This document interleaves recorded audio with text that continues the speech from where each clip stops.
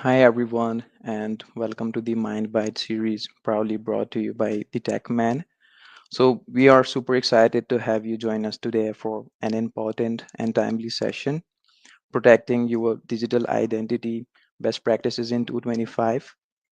So this session is going to be packed with insights, and we are honored to have Mr. Usman Ghani with us, a true expert in the field of cybersecurity, information security, and auditing with over 28 years of experience. So a quick shout out to our amazing strategic partners like Architect Solutions, NodeCypher, RGMC, and Delta One.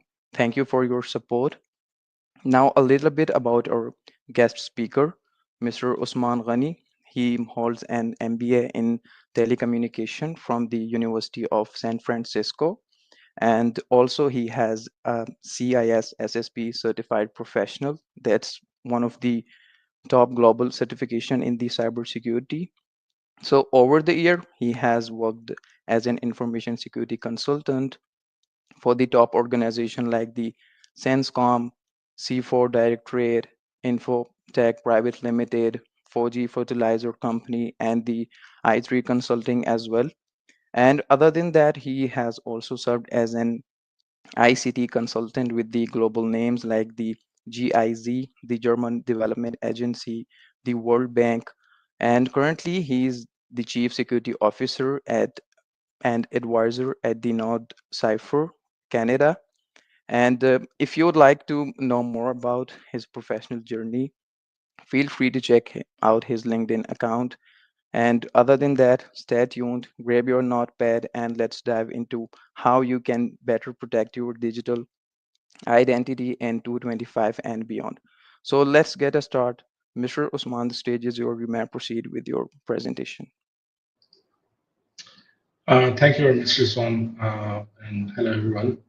Welcome back to the second presentation or session in a series of sessions.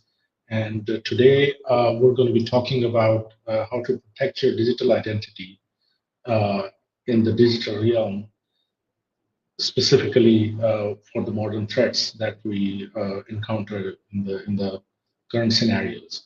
And interestingly, today's session is mostly going to be targeted towards uh, users or individuals rather than organizations, SMEs, or large scale organizations. We're going to discuss more about how you, as a person or as a family, can secure yourself online, uh, given the threats that have been emerging over the past few years and are going to emerge in the next few years. So, without wasting any more time, let's get into that. Uh, First of all, you heard my introduction. My name is Usman Ghani, and I have been in cybersecurity for the last more than 20 years, and working with a lot of large global names and in banking, manufacturing, nonprofit, and SME sector during that time. And about our session today, the introduction is that, as I mentioned, it's going to be targeted towards individuals and family data that you can secure online, and how you can secure against the threats and frauds that are that are very prevalent these days. Moving on, first of all, what is a digital identity? So first we have to define what a digital identity is, how you can know that what you want to secure and what you don't want to secure. So going on the definition side, it's a unique set of verifiable attributes and online activities that represent an individual or entity in the digital realm. Uh, Two key points here. It's a unique set of verifiable attributes, meaning that it is unique to you, just like your name, just like your address, just like your face, just like your biometrics, just like the number of your kids or the faces of your kids or of your family, or what you do that could be of an interest to yourself, but it may not include something of the color you like, or the color of your car. These kind of things usually do not come under the definition of digital identity because they do not digitally identify you. Going on, basically the components of the digital identity normally are the usernames that you use on the internet, the passwords, the email addresses, your social media profiles, uh, the online transactions that you make with the financial institution or with the other organization. They can't. All the transactions don't have to be financial. They could be other type of transactions, like creating an account, things like that. Browsing history, biometric data, and your personal information that you share online. So, why does it matter that your digital identity is so important? Because it is increasingly intertwined with your real world identity and opportunities, meaning that it's not just that you sort of type your information in a computer and it just goes away. Basically, it actually makes you a person in this realm, in this world, digital world, that you go to a website, you create your ID, you create your bank account, you create your name, your account. So it creates a person, a person in that realm. So this is why it's your digital identity, and it is intertwined with your real world identity, meaning that it identifies you. So your biometric identifies you, nobody else. And it applies to your employment, your financial services, and even your social connections. So why are there threats to the digital identity? Why they're growing these days? Uh, First of all, we have to look at digital identity. What are the pillars of digital identity? Uh, Sorry, uh, going back to the slide. I think there's some hiccup here. So let me think. Okay, let's move forward. So talking about what are the threats to your digital identity. So if you talk about authentication, it could be your uh, data breach, it could be your phishing attacks, it could be malware and spyware. So all these kinds of things are a threat to your digital identity. And what are the pillars of protection that you can do in order to secure yourself? It could be strong authentication, it could be privacy management, it could be data hygiene, and then again, the vigilance and awareness, and also the secure browsing and device habits. So, talking about the first pillar, uh, passwords. Now, I've identified these 5 or 6 areas which, to me, create or sort of carry out the most important functions in your daily online life. First of all, it's the strong authentication, and then there are 3, 4 others. So, as I mentioned earlier, that when we're starting this discussion, is that uh, these are the basically pillars that are applicable to you as a user when you're doing your personal work or your own family work. Meaning, they may or may definitely they do apply to your official work as well. But as an organization, we're not talking about as an organization today. We're talking more about as a person. So when we talk about strong authentication, meaning that you have to look beyond passwords. Uh, the authentication means that how you authenticate with a system. Uh, Usually in the olden times there was only your user ID and your passwords, and people used to create passwords which were easy to remember, and they had this maybe a same password, that they would reuse over different applications. And interestingly, if you remember that 5, 10 years ago, you did not have these many passwords to worry about. There was maybe one for your personal email. There was one for maybe you had at that time a Facebook account, and maybe one or two more for your work and a few more. But nowadays, with so many social media platforms, with so many other applications, banking applications becoming online, and also a lot of your work, official work, going online. So there has been a lot of need for creating more and more accounts, and hence more and more passwords. So what to do when you have so many passwords? I mean, the conventional wisdom would be to have, I can't remember a complex password. Can you? I mean, can you remember a complex password with 12 digits, let alone one or two or three of them? So it is mentioned here that you should have a long, complex, and unique password for every account. Yes, this is correct. You should do that.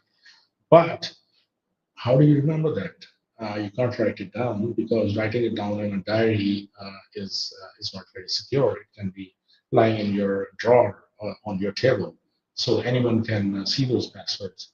So we make use of the password manager, and there are a lot of these password managers that are available out there. LastPass, OnePassword, Bitwarden. Uh, we also NodeCypher uh, also has a partnership with OnePassword, and I can talk about that how it can secure you. But the password manager, what they do is they basically keep all your passwords. It's like a password diary. You can keep all your passwords in there, but it is secured. So you can have multi-factor authentication (MFA) applied onto that password manager, meaning that you're securing that one bucket that you're keeping all these passwords in. And since you have all these complex and unique passwords, the risk of getting your password stolen or hacked from any of the websites that you've been using uh, is very minimal.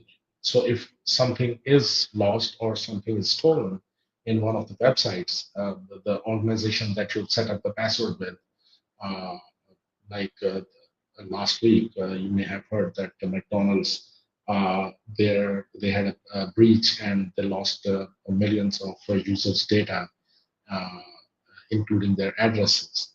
And it all started with a weak password of an administrator account.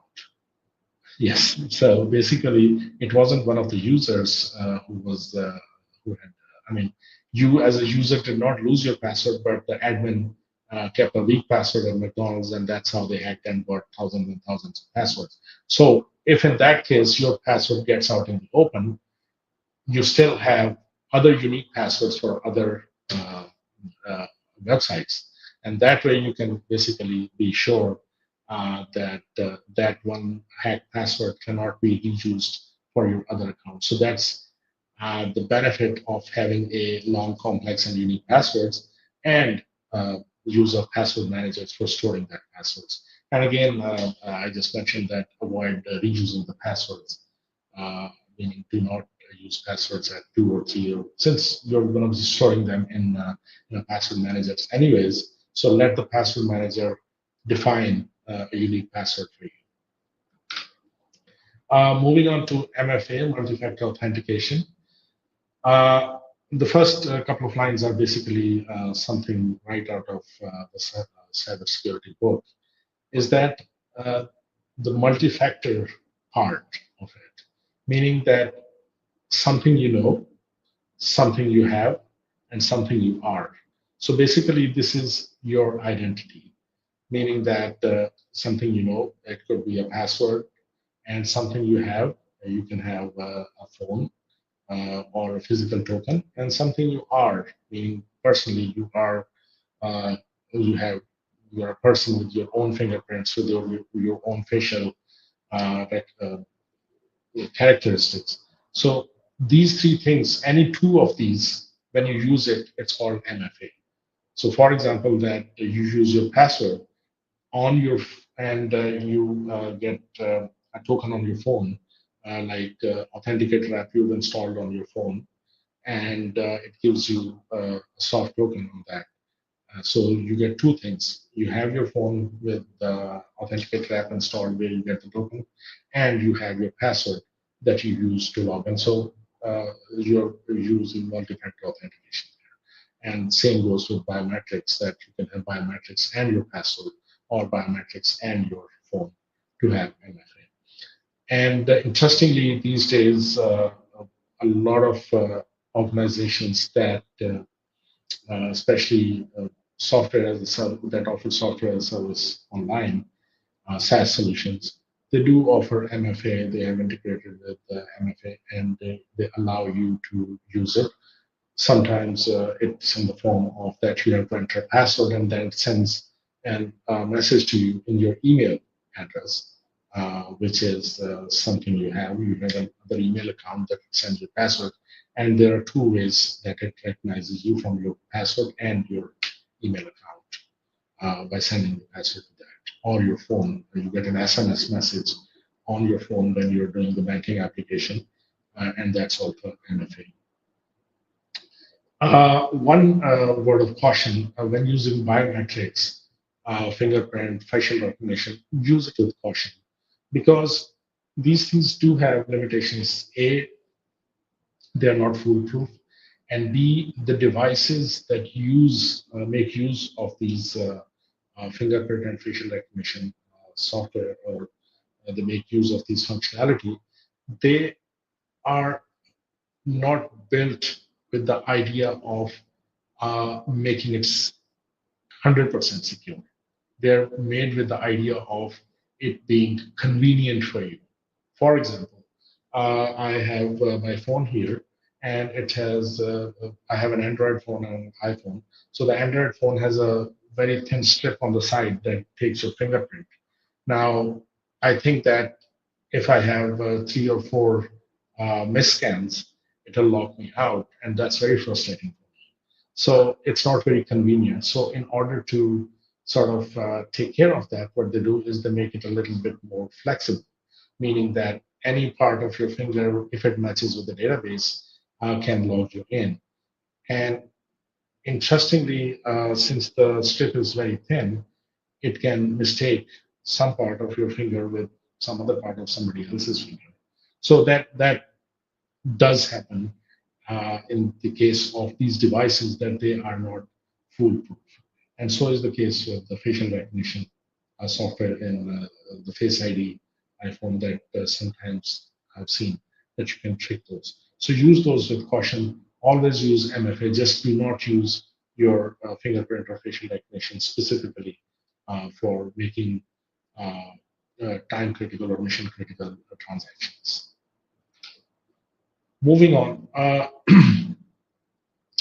What's privacy management? Privacy management is controlling your footprint, meaning how much do you want to uh, involve yourself or open yourself out to the public.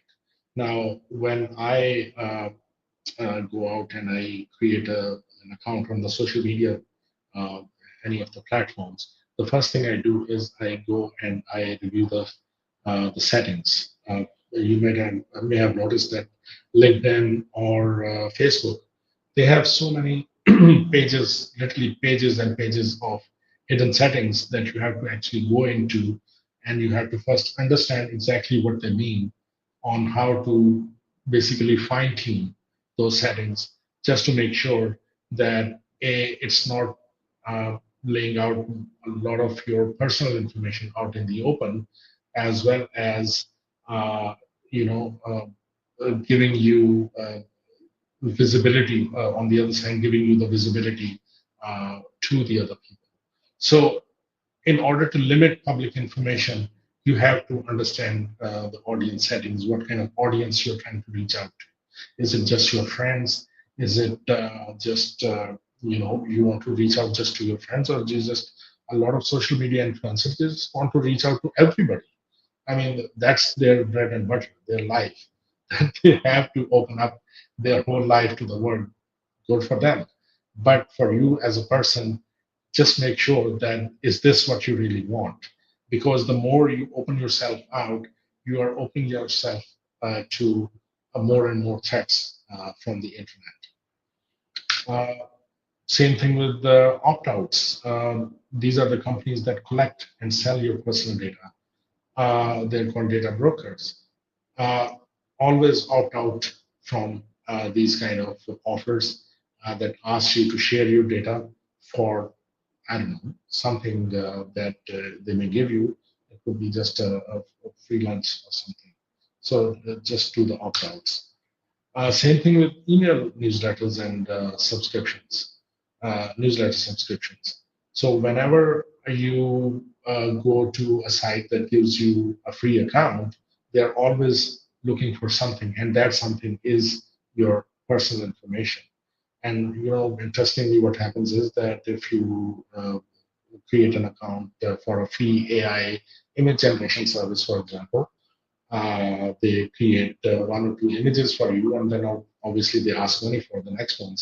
But just for creating those two images, they have taken your email, and then suddenly the next day you see a newsletter from them saying, "Hey, we have these offers, pay us this money," and stuff like that. So basically, those newsletter subscriptions starts to come in, and then they keep on piling up, even sometimes making it difficult for you to understand what the real information you're looking for in your email inbox. And it's just overrun by all these newsletter subscriptions. So preferably unsubscribe from them, unwanted ones, the ones that you just registered for just to check out their service.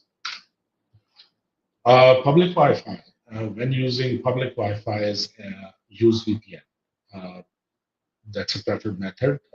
If you cannot, I mean, afford a paid VPN, you can use a free VPN, but do not carry out any financial or sensitive transactions over even a free VPN or a public Wi-Fi. Whenever you go into a cafe, whenever you go into a bus, an airport, do not carry out any sensitive transactions over those public Wi-Fi's. I've seen them sort of using the different type of attacks, maybe man in the middle, or maybe spoofing the IP addresses to gather your information. So try not to do that unless you just want to browse the internet. I guess that's fine. Uh, think before you share. So before you share your personal information, as I mentioned, your name, your email address, your password, just think about it. Just do not go out and start, sharing with everybody and every website. Just think, why do I really need to create this account? Do I really need to give them my credit card information? Do I really need to give them my email address? Do I really need to give them my home address? So these kind of information, you think that if it is necessary for them to provide you a service that you want, then yes, maybe go ahead. But otherwise, if you think they're just gathering that data just to maybe bug you in the future, stay away from that. Going on to data hygiene. Data hygiene is, again, a part of it we talked about in the previous slides. But here, we're going to talk about a little bit about what you share and where you should share your data. Data hygiene is keeping your data clean when you share it. So, as I mentioned earlier, first, minimize data sharing. Only provide necessary information. If you think that this information is necessary for them to provide me with a service, maybe you can go ahead. If you are purchasing something from somewhere and yes, you do need to give them your credit card, then yes. But if you're just giving it to them for as a piece of, uh, getting a free service, think about it. Uh, is it service really necessary, or is it a very legitimate website that you're giving them? Uh, well, this one is a bit tricky. Read privacy policies. A lot of you, and sometimes even myself, we do not have the time to read their privacy policy and understand how the data is going to be used. Most of the time, it's in a gray area, uh, but still, I've kept it here just as a word of caution. So you can just you should just know that this is something that's there. That if I had time, I should carry it out. Delete old accounts, definitely. Uh, when I started using computers, I maybe had two or three accounts on two or three websites, as I mentioned. Most of the stuff wasn't online. We had internal work servers that we had to log into. Uh, Web services or web software was not very prevalent. So now these things have improved. You know, they have become very commonplace. So you have a lot of accounts uh, that you'll be seeing, and you would say, okay, how do I know which one are old accounts and how do I delete them? Very interestingly, go to your Chrome or your browser uh, history, and there is a password manager. Mostly in Chrome, there is a password manager. Just go and look through the password manager, and you'll see like hundreds of websites that you've never been to in the last maybe foreseeable past. Uh, and you'll see that, oh, when did I log into that account?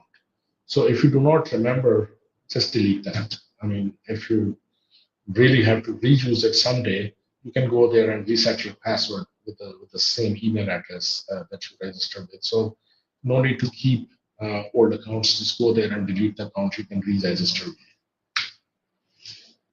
Secure document sharing, be it a digital document or a physical document.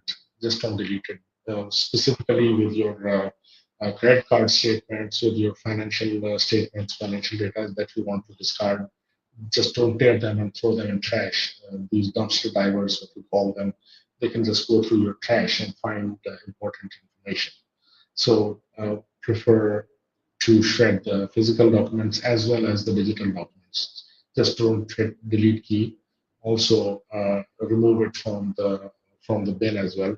And if it's a very sensitive data, encrypt your hard disk, and so that even those deleted documents cannot be uh, recovered if your laptop or if your workstation desktop gets stolen. Beware of quizzes and surveys. Uh, when you go online, a lot of these organizations, they tempt you with these surveys and quizzes, which most of the times are data harvesting tools, meaning that they harvest your data and then they sell it to other organizations, and that's how you get all those spam emails. Sorry, excuse me.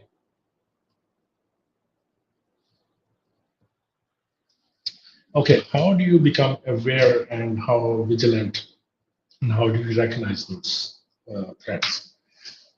Uh, Talking about phishing, we missed the earlier slide that wasn't opening up. There was these definitions of these terminologies. Phishing is basically a term that we use where somebody sends you an email phishing for your information, and they just put a PH for just namesake. That they're phishing for your personal information or your secret information, and they send you an email that looks exactly like your official website, or that looks like your bank website, exactly like that. And they ask you to click on the link. There are different types of phishing, smishing, wishing. There are these different things. But phishing specifically relates to the emails that come to your inbox, and they ask you to click on a link. And how do you spot phishing? Uh, you look for these two things. One is the grammar that you use. Most of the times, if you look at the terminologies used, the English, the grammar, you would feel that it's off, because trust me, most of the people creating these emails are not very smart, or not very English literate. So you will spot some grammatical errors, or the kind of tone that they're using is a bit off. for your usual emails from that organization, like your bank. It'll feel a bit off. And the other thing is that urgency. And now phishing normally, they try on urgency and your desire to make money. So either they'll say, okay, win $100,000 right now. I have it. You want it? Just log into this website. Or they'll say urgency, like they'll scare you by saying that, oh, I'm your boss calling. Please do this right now. And so if you see these buzzwords, these urgency words, then this most probably is a phishing attempt. So be very, very careful before you click a link. Uh, uh, I was just talking about these social engineering tactics like the urgency, baiting you, or pretexting, oh, I know you from somewhere, you're so and so's son, or they know your son's name and they say, okay, we have him, we're calling you from the police station, he's been arrested, so come over with this much money and things like that. So this is pretexting, meaning that they have some information that they're using to basically get you to feel that they are, uh, they know you, or there's a sequence of events that has already happened, and then you have to do something as a quid pro quo in result of that. You need to be vigilant about malicious websites in your phishing emails, or if you get a link through your SMS or a call that you get. Uh, Okay, I think I'm going to just ask uh, the attendees what is in this link that's there, this HTTPS server one.microsoft.com, your bank info. What's wrong with this link?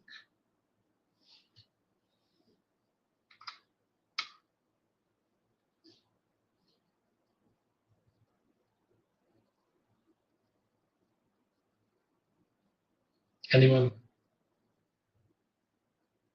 Okay, I'll give you about 5 more seconds. Okay. Basically, oh, yeah.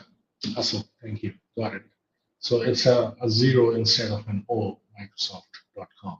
And a piece of information that in links like these, only the this dot, anything that is right next to it on the left side, that's your domain name. So whatever crap that you see here, that does not make any difference. Only thing that makes a difference is what's after .com, .pk, .whatever, .co, .edu. Right before this dot, whatever appears, that is your domain name. So that's the real domain where it's coming from. Be very careful when you click on a link to read that. Sometimes they make domain names that sound and look somewhat and exactly like the ones from your known organization that they want you to click on. So be careful of these kind of attacks. Uh, and also once in a while, just go out and just few cybersecurity news resources. Just read about what's new uh, in the market of these new attacks, so you can be staying informed of them. And in the end, trust your gut. If something feels off, it probably is. Meaning that if it looks fishy, if it you looked at the Microsoft, you see that O is a little bit off, it means it's fishy. Just don't go ahead and click on it. Just spend some time investigating more. Maybe it's the right thing, but spend more time if you feel something is off. Okay, going on to the next one, secure browsing and device habits. This is something that we do all day long. We browse the internet and we use multiple devices in our daily routine. And what to do in that sense? First of all, keep your software updated. The operating systems, the browsers, the applications, be it your mobile phone or be it your laptop or your desktop, your operating system. your applications that you've installed on your computer or on your mobile, keep them updated because they do release these bug fixes very frequently, and you should keep them updated. Definitely have an antivirus or anti-malware software installed on your endpoint. What is an endpoint? Well, endpoint is basically whatever is the end point of that whole chain of information that you're looking at that or accessing that information. Meaning, if you're working on your computer to access a website, the computer is your endpoint. If it's a mobile phone, that's your endpoint. So endpoint is anything that you use to access these various devices of information. So have an antivirus and an anti-malware software installed, definite, for your devices. Firewalls. It's a most definite. If you do not have one in your home or in your home office, get one. It could be a hardware firewall or it could be a software firewall on your computer. And now these days, even with NodeCypher, the endpoint software that we offer our customers does have the antivirus, anti-malware, and the firewall built all into one. So use if you do not know much about firewalls or how to configure them, use them with default settings, but not with the default passwords. Use them with the default settings. At least they'll secure you enough to basically A, hide you from the external attacks, and B, uh, secure you from internal attacks as well. Talking about the antivirus and anti-malware. And specifically secure your home Wi-Fi. Do not use the same password that your installer who came to your place 3 years ago and he set up your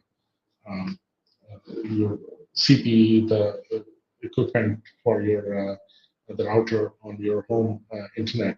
He set a default password. Change it. If you don't know, ask him how to change it once he's left. So, and keep changing it every once in a while, every 6 months, to keep changing your Wi-Fi password because your neighbors, your servants, your friends, they may have gotten that and they may, share it with somebody, or they may uh, make some, they may reuse it for some other purposes. And specifically, do not use the same password that you use on your internet accounts. Don't use them for Wi-Fi. Use WAP3 or two encryptions and keep a unique SSID, or do not use the same SSID as your neighbors are using, or if your house number is 218, do not use house 218 as your SSID because that will tell somebody that this is where this Wi-Fi is emanating from. That's again increase your footprint and increase your attack surface for attacks. Uh, okay, regular data backups. You should protect against data loss from malware or device failure, just in case if something like that happens, and it does happen. It happens to the best of us. For those situations, keep a data backup because data loss can be from malware or device failure or from your incompetence. So it could happen to anyone, data loss. And so that's why I keep a regular data backup. You can keep it offsite on the cloud. These days, the cloud storage is pretty cheap. Uh, so you can just have an account and keep at least your more sensitive or the necessary work or work home data in the cloud, protected away from your home. You can have a hard disk, those pen drives for getting data backups, but I tend to go against them because they tend to get lost and you may lose the data in the event. Device encryption, encrypt laptops and mobile devices. It's very important. We usually do not do that, but we should because a lot of sensitive data can get out if your laptop gets stolen, if your device gets stolen. Okay, this is something that I added as an additional slide because I wanted to see, okay, how we're doing in time. I think pretty okay. Okay, so this is an area where I think we need to be more informed about because it's something that happens very often these days. And you get a lot of emails and the social engineering calls that you get, SMS messages that you get. So we need to be aware about that. So first of all, as I mentioned, I think I mentioned earlier that be skeptical. Always approach unexpected communication with caution, meaning that if you feel this is from an unknown source and it's asking for uh, some information that's private to you, be skeptical. Just don't go out and start typing out information that they should not be ready to give others. What are the red flags you need to watch for? As I mentioned, that social engineering, they pry on two of the main weaknesses, human weaknesses. One is greed, meaning that they, tempt you with money or rewards, and the other is fear. So they give you threats or they make you show some urgency, meaning to sort of scare you off. Okay, if this thing does not happen right now, I will miss the train. So this is showing urgency. Uh, they may be demanding immediate action. They'll say, "Oh, I will close your account," or they'll promise large sums of money. So these are the red flags you need to watch out for, and specifically in the phishing attacks. Again, this I think I just mentioned earlier and discussed that the email addresses, if they're not matching the sender's name, or there's a slight misspelling, or there's a long string before the domain name, be wary of that. Unexpected attachments or links. Do not. I would suggest do not click on a link in any email address unless if you have just lost your password, you go to a website and you say reset password, right then they'll send you an email into your inbox and you know exactly you have created this email reset uh, request and it is from that same organization. Then of course you can go ahead and click on the link.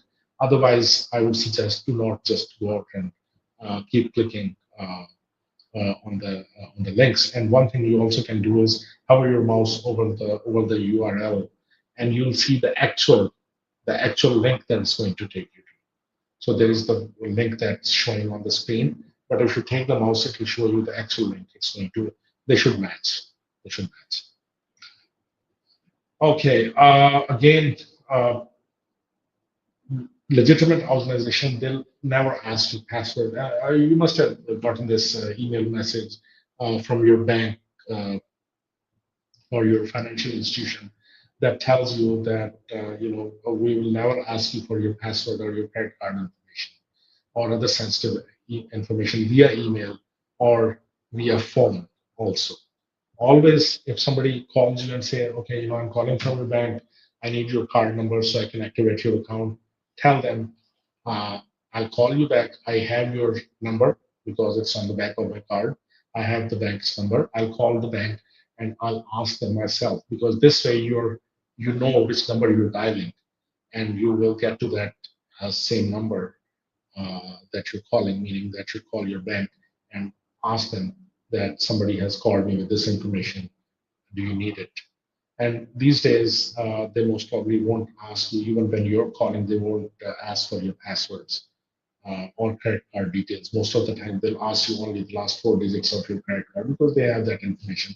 And if somebody is asking for this information, tell them, you're my bank. Don't you have this information with you? Don't you have my account information on my credit card?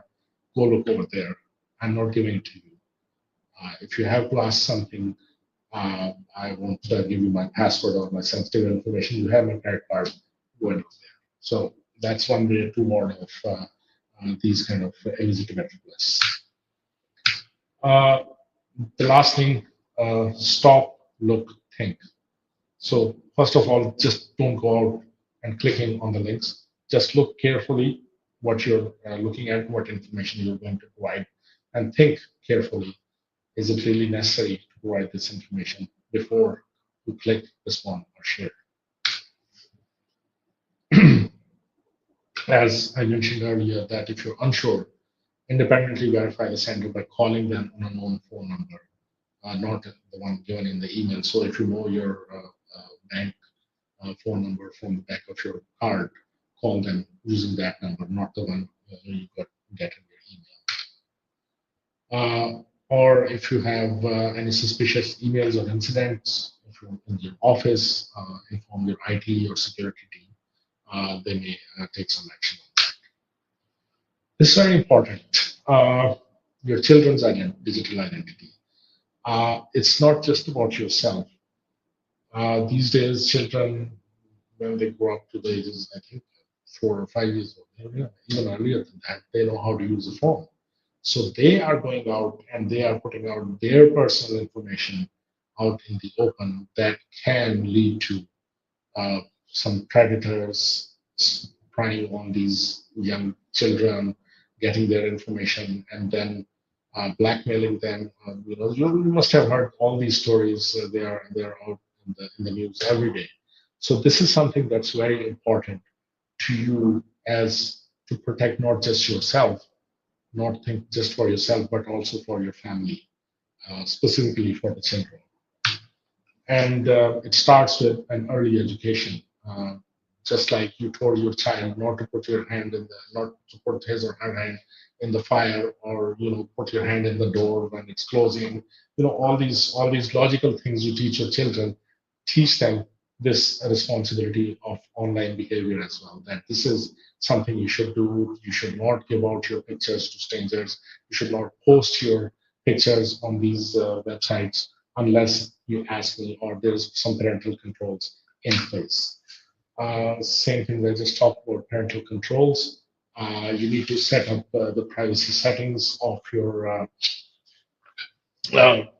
of your computer that the kids are using or of the phones, and set up parental controls on that so you know at least what websites they're visiting or what information they're posting online. I'm not just saying that you should spy on them. I'm just saying act as a parent that who's worried about their children, just like you're worried about them getting a physical harm. This is something that can harm them emotionally if their information gets into the wrong hands. Monitor their online activity, again, with age-appropriate transparency. I mean, if they're old enough, just teach them, don't just pry on them, as I mentioned earlier. But if they're young enough, do monitor their online activity, because again, they're kids. You need to be a parent and worry about their security and safety as well. Uh, Now this is what I've seen a lot of times on Facebook, on social media platforms. The parents are sharing their children's data, their children's pictures, where they're going. I mean, fine if you want to show up, show off to your family or friends that you visited this country and you visited these places. That's fine. It's a personal choice, but be aware that you are sharing data out on the internet where possibly the predators and the other people who are sort of looking for this kind of information, it's available to them as well. And they know you're out of town and your home most probably is empty, so they can come to your home and steal something like that. Meaning that you are basically giving information uh, that is private to a third person or to an outside person. Again, get MFA and strong passwords. Just inculcate this idea of how to secure their accounts as well. As they get older, they should know all these information that you have. Top 5 actionable steps for protecting your digital identity. First of all, these are just top 5 that I think that should be there.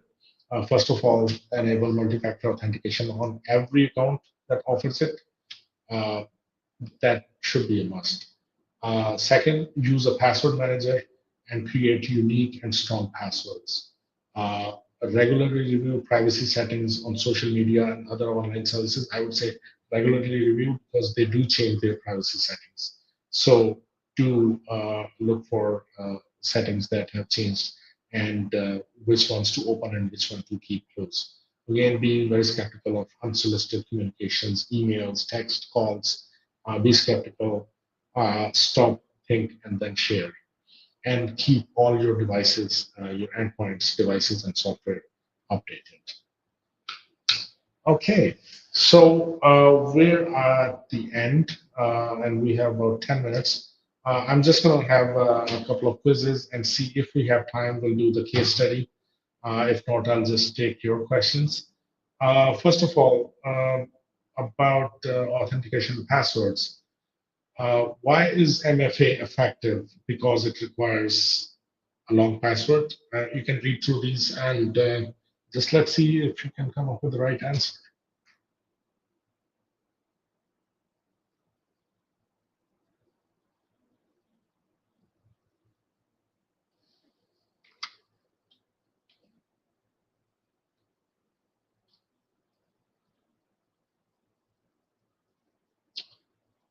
Okay, the verification against at least 2 different categories of credentials, something you know, something very, very good. So basically using the multi-factor authentication. Good. Uh, Next one. When sharing information on social media, what is the key privacy best practice?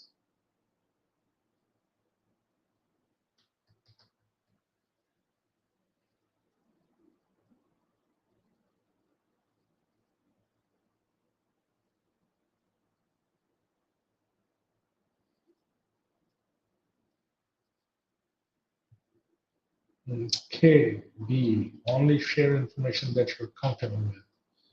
Anyone seeing and regularly review privacy setting. Very good, very good. Okay, the next and last one. These are pretty easy ones, but I just put them here so just to know that you guys were listening.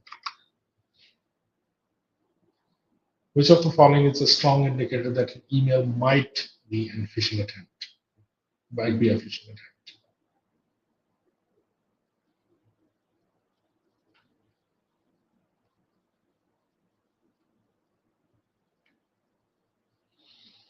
C, contains spelling, grammatical errors, or request urgent action and personal information. Very good, very good. Because it's asking for urgent action or personal information, means that it may be a phishing email. Good. Okay, I had a case study that I wanted to discuss, but I think we are almost out of time. So these just want to go through a couple of slides. What is the pathway to personal data security? These are some of our partners at NodeCypher, which we use for specifically for endpoint security and password management. We are partners with Bitdefender, Checkpoint, and ESET, and provide one of the best-in-class endpoint security. And we use one password for password management. It could be your individual level passwords, or it could be on an organization level as well. Okay, question and answers, please.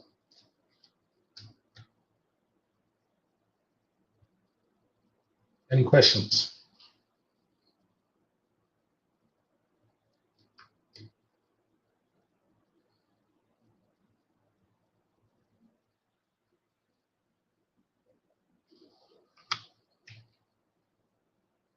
Okay, is it really necessary to use a password manager? I can just remember my passwords. Okay.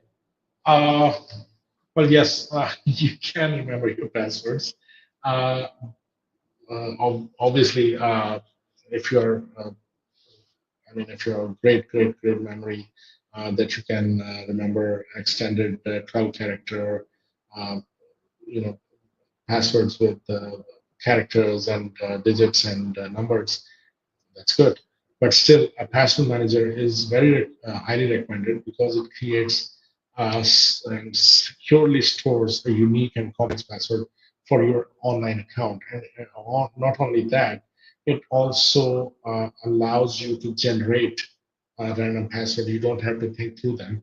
It generates those random passwords, and it allows you to use a different password on each each of the website.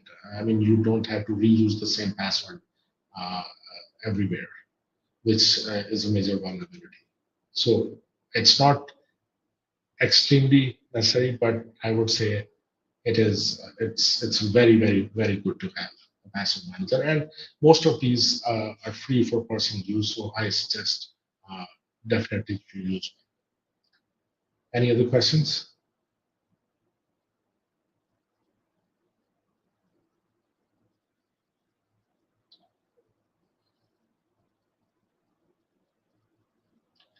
Okay, how can I check if my Wi-Fi is secure enough? Uh, well, there are a few methods. One is not just knowing how your Wi-Fi is secure, but also doing what to secure your Wi-Fi. In order for checking, you can go and there are some Wi-Fi scanning tools that you can install on your computer, and you can scan your Wi-Fi and see if there are any IPs or any additional computers or any additional devices that are connected to your Wi-Fi. That's one way of checking. And how to secure it: use strong passwords, encrypt your Wi-Fi communication, use WP2 or WPA3, change the default admin credentials, as I mentioned, don't reuse the one that the installer set up. And also, a lot of these devices these days allow for a separate password credentials for guest network. So, earlier days it was a bit difficult to configure it. You needed technical, know-how to do that. But these days you can set up the guest network, and they allow you to just, go take you through a series of steps to create a separate guest network. And I suggest you do that. Any other question?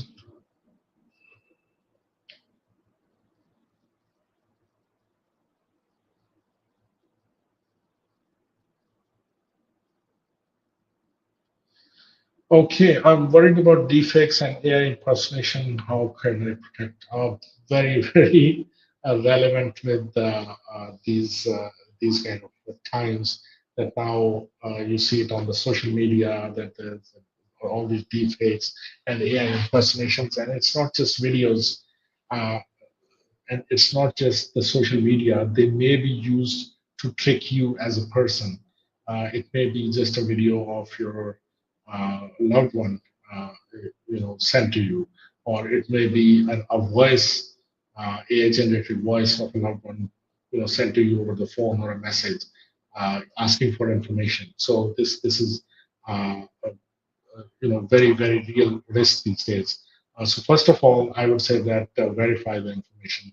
Don't just be scared, and don't just trust the content solely based on if you hear it from a trusted source or your social media account. Uh, if something seems off, if you look at the videos right now, you can tell exactly when the scenes are changing, if the people are moving. You can see that their arms. AI is not yet reached that level where it can mimic the human movements perfectly. So if you look at the videos, AI videos, when they're moving their arms or their faces, they're turning their head, they're running, their legs and arms seem to be way off when they're moving. So that's one way, at least for now, to recognize deepfake videos. And in terms of calls, if someone is calling you from a known voice, uh, just call them back. Don't have a bit of critical eye in sort of identifying these things. Just do not believe it right from the get. Okay, Thank so I think we're pretty much to the end. So that's it for today, and I thank you everyone for joining in, and hope to see you again for the next session. Same as from my side as well.